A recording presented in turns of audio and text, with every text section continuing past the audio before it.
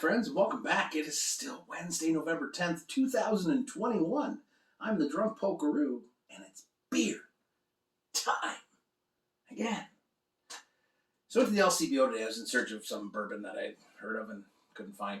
So I'm like, okay, I'm just going to get some beers because there were some things there that I hadn't got, a couple of box sets that we hadn't found.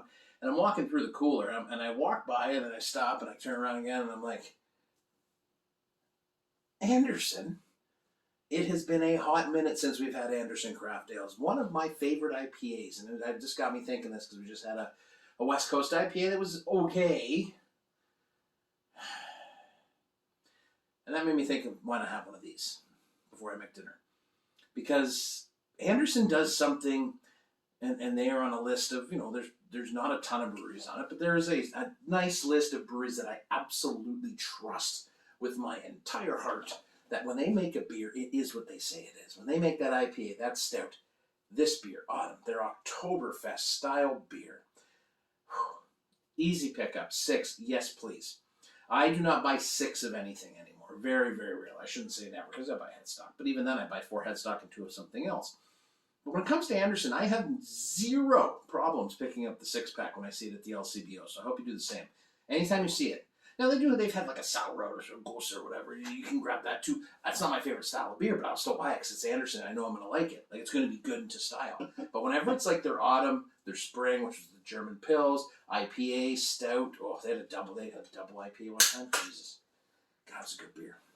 So I busted out my Sawdust City mug because this is a beer that you drink proper out of a mug. I think so. That's just my opinion. I think I can convince Mrs. Polk next time we go to Anderson, when we go to London next year, because I haven't been to London in a long time, and there's a lot of breweries in London I really, really dig. It's a good city for beer. It really is in Ontario. I think if you want to take a road trip, there's a nice place to go. But I think I can convince her that I can buy an Anderson glass because I drink enough Anderson beer that it's a good purchase. I mean, I don't really need it, but I'm gonna buy it anyways. There's that toasty malt, that caramel, toffee, nuttiness. Yeah. Look at the color. Like, you can't see it really, I guess, through there, but I can see this kind of, mahogany and this tan head, and it's beautiful. So cheers to Anderson for bringing this out. Fantastic. It's the perfect time of year. It's autumn, or in the nomenclature of those of us who aren't so fancy, fall. Autumn.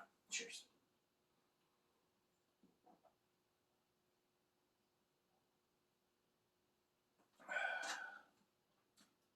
Let's see, maybe on this. I didn't even friggin' look.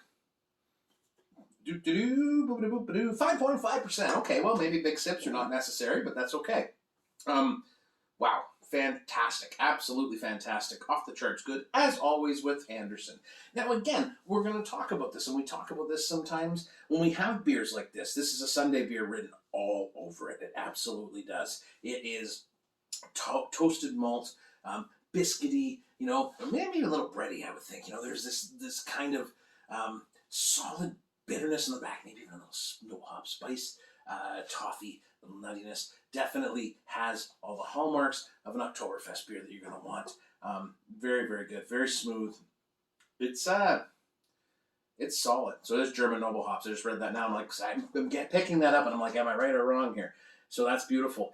This is the problem. People look at this and they don't see, it's not the sexy beer. It's not the hazy IPAs or whatever, the big fruited sours or the pastry stouts, which are wonderful beers. But there is such a place in your fridge for this kind of beer because it helps you to appreciate everything that is around it. This is a great sharing beer in terms of you all have a glass of it and you're just kind of sitting around and the beer becomes part of the, what you're doing as opposed to the focus point of the conversation. And I love that. This is just a good beer. You want another one? You give me another beer. You know what I mean? Like, you go in that fridge and you see a 6-pack of this and this is not going to last. I mean, I won't drink it all tonight because I want to save a little bit for Sunday because Sunday my day off, right? I like to have a couple 3 beers. And again, the 355 works good too. And apparently I'm going to say and again like 47 times today.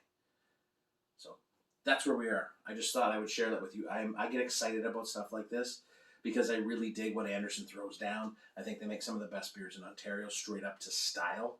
And this is, again, what that is again. Why do you keep saying again? Why?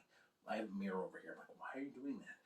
But it is to style. And that's exciting in this world of, inconsistency. And that's a thing at a lot of breweries is inconsistency in the beer. Anderson does not have that issue. They're a trusted brewery. So please, you see Anderson beer, buy it. Happily grab that 6-pack, take it home, because you're going to have a hell of a night. Cheers, my friends, to Anderson. Raise a glass to these. They're doing things right down there in Southwest Ontario. Cheers.